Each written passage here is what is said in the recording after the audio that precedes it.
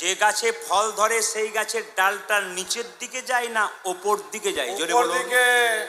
জোরে বলুন, সবাইকে বলতে হবে। যে গাছে ফল ধরে সেই গাছের ডালটা নিচের দিকে যায় না ওপর দিকে? নিচের দিকে। আচ্ছা, যারা ভক্ত হয় তাদের ভাবটি কেমন? হরে কৃষ্ণ। যদি হও নিচু তবে পাবে, জোরে বলুন, কিছু। যদি হও নিচু তবে পাবে কিছু। ভক্ত যারা হবে তাদের ভাবটি কেমন হবে? এই রকম হবে। যদি নিচু হয়ে শুনতে পারো তোমার লাভ আছে। একটু প্রমাণ দেখুন। একটা সোনার কলসি যতই দামি হোক না কেন একজনের কাছে মাথা নিচু করতে হয়।